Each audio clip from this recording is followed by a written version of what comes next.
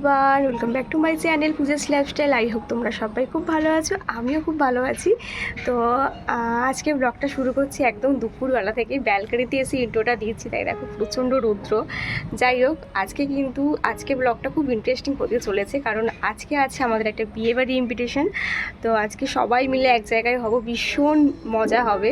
তো তার জন্য আজকে সকাল থেকে ব্লগ স্টার্ট করার টাইম পাইনি, কারণ তাড়াহুড়ো করে সব কাজবাজ সারছিলাম। কারণ একটু সাজুগুজু করতে হবে, বিয়েবাড়ি যাবো, সাজুগুজু করবো না তা তো হয় না। তো দেখো এই যে নেল পালিশটা পরে এখন আসলাম ব্যালকনিতে শোকাতে, তাই ভাবলাম চলো আজকে ব্লগটা তো স্টার্টই করা হয়নি। তো চলো আজকে ব্লগটা স্টার্টিং করছি। আর কি করছি বিয়েবাড়ি যাওয়ার জন্য, কীভাবে প্রিপারেশান নিয়েছি, কেমনভাবে রেডি হচ্ছি, সবটাই তোমাদের সাথে শেয়ার করব। তো চলো ব্লগটার সাথে থাকো আর ব্লগটা দেখতে থাকবো। আশা করছি তোমাদের সবার খুব ভালো। দেখো বন্ধুরা, এখানে আমি একটা শর্টস নেওয়ার জন্য শ্যুট করছিলাম ভিডিওটা। তো এই শাড়িটা আর এই ব্লাউজটা দিয়ে পরবো, আর সাথে এই জুয়েলারিটাও পরতে পারি, আর না হলে আর একটা জুয়েলারি আসছে আমার জন্য। আর এই চুড়িগুলো দেখা যায় কি পরা যায়, তো এটা আজকে আমি পরবো। তো চলো আপাতত লাঞ্চ করে আসি, তারপরে রেডি হওয়া যাক। বিয়েবাড়ি চলে আসলাম। আজকে লাঞ্চে হচ্ছে ডাটা চচ্চড়ি, আর এখানে পাতলা করে মাছের ঝোল, কাতলা মাছের। কারণ বিয়েবাড়ি যাবো, অত হেভি খাবার আজকে ওই জন্য হয়নি, সানডেতে একদম লাইট একটা খাবার হয়েছে। তো চলো লাঞ্চটা করে নিই, তারপর তো বিয়েবাড়ির জন্য রেডি হতে হবে। আগে হেয়ারটা কমপ্লিট করব, একদম সিম্পল সাজবো। তবে দিদিরা আসবে আবার, তো ওরা আসলে আবার ওরা রেডি হবে, তাই আমাকে আগে রেডি হয়ে থাকতে হবে। তো চলো খেয়ে দিয়ে একেবারে সাজুগুজু করতে বসে পড়ি, কারণ একটু দূরের রাস্তায় যাবো, তাড়াতাড়ি বেরোতে হবে। যাই হোক চলো লাঞ্চটা কমপ্লিট করে নিই। আমার আর তোমার দাদাভাই লাঞ্চটা বেরিয়ে নিয়েছি, এরপরে মা খাবে। তো চলো লাঞ্চ করে দেখা হচ্ছে। দেখো দুপুরে লাঞ্চের পরে কিন্তু আর আজকে রেস্ট নিলাম না, একেবারে চলে আসলাম রেডি হতে। তো প্রথমেই আমি আমার হেয়ারটা করে নেবো, আর প্রথমে দেখো আমি হেয়ারটা ক্রিম্পিং করে নিচ্ছি। তো কেন জানি না আজকে আমার হেয়ারটা এত প্রবলেম করছিল যে কি বলবো। আজকে 3বার আমি আমার হেয়ারটা মানে কি বলবো ট্রায়াল দিয়েছি, তাতেও দেখলাম ঠিকঠাক যে ফিনিশিংটা আসছিল না। জানি না কেন আজকে আমার হেয়ারের কি হয়েছিল। অ্যাকচুয়ালি শ্যাম্পুটা আমার কালকে করা উচিত ছিল, তবে শ্যাম্পুটা আমি আজকেই করেছি, তাই আমার চুলটা ভিজে ছিল, তাই হেয়ারটা খুব প্রবলেম হচ্ছিল। যাই হোক দেখো আমি এখানে রেডি হয়ে নিয়েছিলাম। তো এটা ছিল আমার ফুল ওভার লুক, মানে মেকআপের। তারপরে কিন্তু একেবারে শাড়ি পরে আসলাম। তো এখানে আমি একটা শর্টস ভিডিও শ্যুট করে নিচ্ছিলাম। আর আমি রেডি হওয়ার পরে কিন্তু দিদি আর হচ্ছে দিদির ননদও এসেছিলো, মানে সোনু। তোমরা ওকে অনেকবারই আমার ব্লগে আই থিঙ্ক দেখেছো। তো এই হচ্ছে দেখো ওদের দুজনকে কিন্তু ফাইনাল টাচ আপটা করে দিয়েছিলাম, মানে ওরা রেডি হয়ে এসেছিলো, শুধু আই মেকআপ আর ব্লাশার এটা একটু করে দিয়েছিলাম। তো নালে পুরো রেডি করতে গেলে অনেকটাই লেট হয়ে যেত। এদিকে দেখো বাবা বলছে আমাকেও একটু দেখা, তো সবাইকে দেখিয়ে দিলাম। এখন কিন্তু আমরা বেরিয়ে পড়ছি বিয়েবাড়ি যাওয়ার জন্য। আর দেখো বিয়েবাড়ি যাওয়ার আগে আমার হেয়ারস্টাইলটা এরকম ছিল, আর বিয়েবাড়ি গিয়ে তো তার 50%ও ছিল না, সব খেটে হয়ে গেছিলো। আর যেহেতু আজকে মেকআপটা আমি অনেক আগে থেকে শুরু করেছিলাম, তাই আমার বিয়েবাড়ি মতলব গিয়ে তখন আর মেকআপের কিছুই ছিল না, একদম বাজে অবস্থা হয়ে গেছিলো। তাও ভালো যে বাড়িতে কটা ফটোশ্যুট করে নিয়েছিলাম। যাই হোক দেখো বলতে বলতে আমাদের গাড়ি চলে আসলো, আর এই গাড়িটা করেই কিন্তু আজকে আমরা যাব আমাদের ডেস্টিনেশনে, যেখানে আমাদের বিয়ে বাড়ি। আর আজ হচ্ছে আমার শাশুড়ি মায়ের মামার বাড়িতে ইনভিটেশন ছিল বিয়েবাড়ির। তো দেখো সোনু আমার জন্য এই জুঁই ফুলটা এনে দিয়েছিল।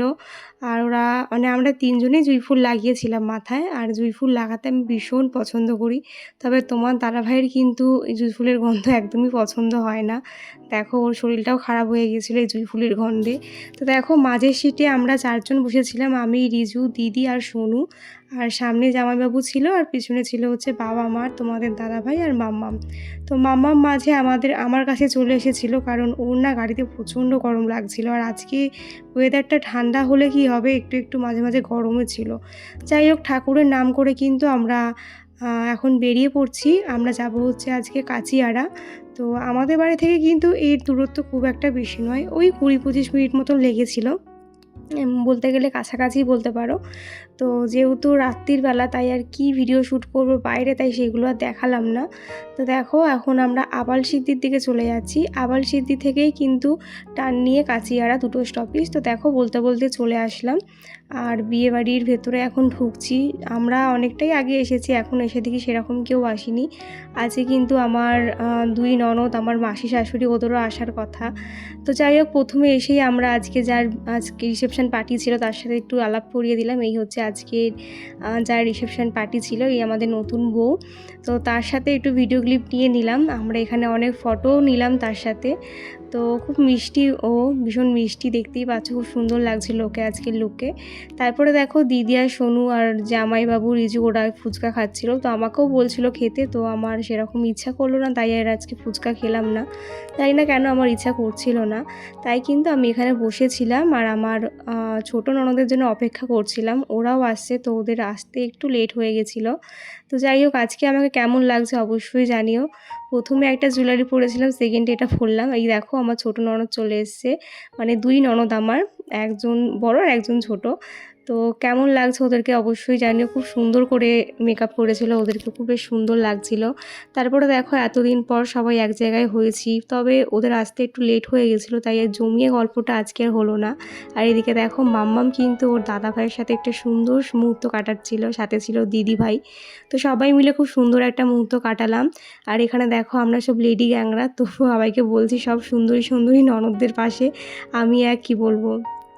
তো এখানে লাইটটা একটু কম ছিল, তাই ফটোটা সেরকম একটা ভালো আসছিল না। তো ও হচ্ছে বনি, ওরও কিন্তু একটা ব্লগের চ্যানেল আছে, তোমরা অনেকেই দেখেছো এর আগে ওকে আমার ব্লগে।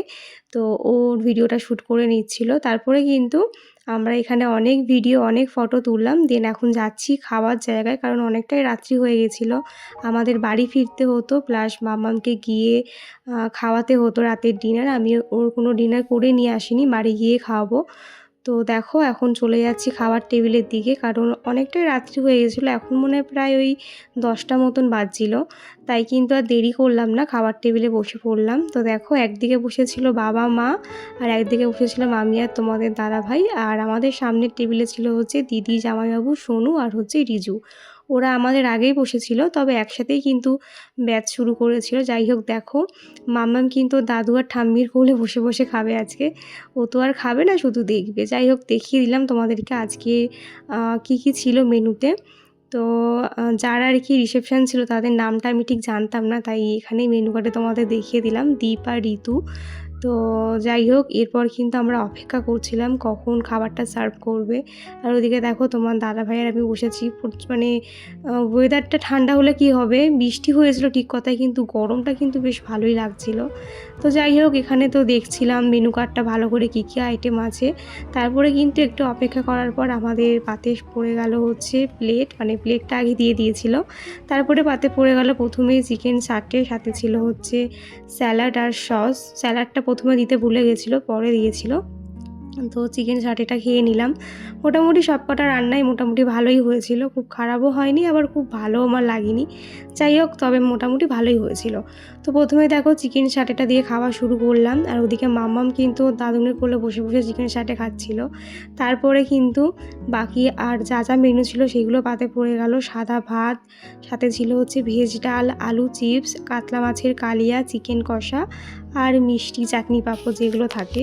তো সব কিছু দিয়ে কিন্তু আজকে ডিনারটা আমরা কমপ্লিট করলাম। আর আমার মাসি শাশুড়ির যে যারা এসেছিলো আর কি, আমার ননদেরা, ওরা যেহেতু একটু আগেই ঢুকেছিল, তাই ওদের সাথে আর আজকে ডিনারটা করতে বসা হলো না। আমাদের পরের ব্যাচেই ওরা বসেছিল। তো যাই হোক ওদের আসতে দেরি হয়ে গেছিলো, নাহলে ওদের সাথে একটু ভালো সময় কাটানো যেত, মানে গল্প করতে পারতাম। যেহেতু দেরি হয়ে গেছিলো তাই আর সেরকম একটা গল্প হলো না। যাই হোক দেখো আমাদের কিন্তু খাওয়া হয়েই এসেছে। ওইদিকে দেখো দিদিকে বলছিলাম যে কী এত মন দিয়ে খাচ্ছো, একটু ভিডিওর দিকেও তাকাও। তারপরে দেখো দিদি যেহেতু রিজুকে খাওয়াচ্ছিল বলে একটু ব্যস্ত হয়ে পড়েছিল। তারপরে কিন্তু দিদি বলছে যে খেয়ে নিই, বাড়ি ফিরতে হবে যেহেতু আমাদের আবার। তো অল্প সময়ের জন্য হলে কি হবে, সবার সাথে দেখা হয়েছে, বেশ ভালোই মজা হয়েছে, ভালো একটা দিন কাটালাম। তো এই দিনটার জন্য অনেক দিন ধরে অপেক্ষা করছিলাম। তো তারপরে কিন্তু সবার সাথে খুব ভালো মতন আড্ডা, ইয়ার্কি, কথা, গল্প অনেক কিছু হলো। তবে আরেকটু সময় পেলে হয়তো ভালো হতো, জানোই তো মেয়েদের মানে কোথাও একটা গেলে গল্পের শেষ হয় না, তো এটাই হয়ে থাকে। তো দেখো শেষ পাতে পড়ে গেল চাটনি, পাঁপড় আর মিষ্টি। তারপরে কিন্তু দিয়ে দিয়েছিল হচ্ছে কর্নেটো। যদিও এই আইসক্রিমটা খাওয়া হয়নি, তোমার দাদাভাইকে দিয়েছিলাম, তারপরে যে কোথায় রাখলো খুঁজেই পাইনি। তারপরে দেখো এখন মাম্মামকে নিয়ে সবাই একটু ফটো তুলছিল। মাম্মাম দেখো এদিক ওদিক ঘুরে বেড়াচ্ছে। এই যে ওর তো সব কিছুর থেকে বেশি ইন্টারেস্ট হচ্ছে এই যে হাজমোলা দিয়েছিল সেটাতেই। তারপরে কিন্তু এখন দেখো বাড়ি ফেরার পালা। তোমার দাদাভাই আমি এখানে ওয়েট করছিলাম, সবাই মিলে বাড়ি ফিরবো। আর বাড়ি ফেরার আগে দেখো গাছে দেখলাম কি বড় বড় কাঁঠাল হয়েছে, তবে রাত্রিবেলা যেহেতু গাছ থেকে পারবে না তাই কিন্তু কাঁঠালগুলোর বাড়ি নিয়ে আসা হলো না। তবে মা বলছিল নিয়ে যাবে, তবে দেখিয়ে মানে আমি তো অবাক হয়ে গেছি, এত বড় বড় কাঁঠাল গাছে, কি সুন্দর না লাগছিল। তাই সেই মুহূর্তটা আর মিস করতে চাইলাম না, তোমাদের সাথেও একটু ভাগ করে নিলাম। তারপরে দেখো এখন কিন্তু সবাই মিলে বাড়ি যাওয়ার জন্য বেরিয়ে পড়ছি, কারণ তোমাদের তো বললামই বাড়ি গিয়ে মাম্মামকে রাতে ডিনার করাবো। ও ডিনার আমি কিছু করে আনিনি, বাড়ি গিয়েই খাওয়াবো। যেহেতু খুব একটা দূরত্ব না আমাদের বাড়ি থেকে, তাই কিন্তু ওর খাবারটা করে আনিনি, একেবারে গিয়ে খাওয়াবো বলে। আর দেখো এখন পেছনে জামাইবাবু, তারপরে হচ্ছে দিদি সবাই মিলে আসছে। তো আমরা এখন গাড়ির দিকে যাচ্ছি। যেহেতু দিদিরাও বাড়ি ফিরবে এই গাড়িতেই, ওরা আজকে আমাদের বাড়িতে থাকবে না। এই গাড়িটাই কিন্তু, যে গাড়িতে আমরা এসেছি সেটাই কিন্তু শ্যামনগরে ওদেরকে নামিয়ে দেবে। আর এই হচ্ছে বনি, তো ওকে টাটা করে দিলাম, ও একটু আমার ব্লগে বাই করে দিল। তারপরে কিন্তু আমরা বাড়ি যাওয়ার জন্য একবার গাড়িতে উঠে পড়লাম। এবার কিন্তু বাড়ি যাওয়ার পালা। তো চলো, খুব ভালো একটা দিন কাটালাম। তো বাড়ি গিয়ে আবার দেখা হচ্ছে। আর আসার সময় কিন্তু আমরা পেছন দিকে বসেছিলাম, কারণ সামনের দিকটা তো কী বলে, সামনের দিকে তোমার দাদাভাই বসেছিল, ওর একটু ভমিটিংয়ের প্রবলেম আছে। যাই হোক, তারপরে কিন্তু বাড়ি চলে আসলাম, আমরা নেমে গেলাম। এখন কিন্তু দিদি আর ওরাও বাড়ি চলে যাচ্ছে। তো ওদেরকে এখন টাটা বাই বাই করে আমরাও বাড়ি চলে যাব। এই গাড়িটাতেই ওরা চলে যাবে বাড়ি। তো দেখো আমার অবস্থা খুবই খারাপ, গাড়িতে আস্তে আস্তে কানের হাড় সবই খুলে নিয়েছিলাম, কারণ প্রচণ্ড গরম লাগছিল আর খুব অস্বস্তি লাগছিল, কারণ অনেকক্ষণ ধরে এগুলো পরেছিলাম, মানে আর ইচ্ছা করছিল না, মনে হচ্ছিল কখন বাড়ি গিয়ে এগুলো খুলবো। তারপরে দেখো আমরা কিন্তু ওদেরকে টাটা করে দিলাম, ওরাও কিন্তু এবারে বেরিয়ে পড়ছে। আর ওদিকে তোমার দাদাভাই গাড়ির পেমেন্টটাও করে দিচ্ছিল। আর কুকুরগুলো দেখতে পাচ্ছ, ওরা আমাদের গাড়িটা করে ছেঁকে ধরেছিল। আর মামাম তো কুকুরগুলোকে দেখে কী যে আনন্দ পাচ্ছিল, মানে ও গাড়িতে খুবই কান্নাকাটি করছিল। আজকে যাওয়ার সময়ও কেঁদেছে, আসার সময়ও কেঁদেছে, ওর প্রচণ্ড গরম লাগছিল। যাই হোক চলো, ঘরে গিয়ে আবার দেখা হচ্ছে। দেখো ফাইনালি চলে এসেছি বাড়ি, এসে মেকআপ টেকআপ তুলে নিয়েছি, মানে কতক্ষণে তুলবো তাই ভাবছিলাম, মানে এত অস্বস্তি ফিল হচ্ছিল না যে কি বলবো। এখন মামামকে রাতে ডিনার করাবো। তো চলো আজকে ব্লগটা আমি এখানে শেষ করলাম। কেমন লাগলো অবশ্যই জানিও, ভালো লাগলো অবশ্যই লাইক কমেন্ট করে দিও। তাহলে চলো দেখা হচ্ছে নেক্সট ব্লগে। এই যে মাম্মাম, ওকে এখন খাওয়াবো, রাতে ডিনার করাবো। তো চলো আজকের মতন টাটা সবাইকে, গুড নাইট, দেখা হচ্ছে নেক্সট ব্লগে, বাই।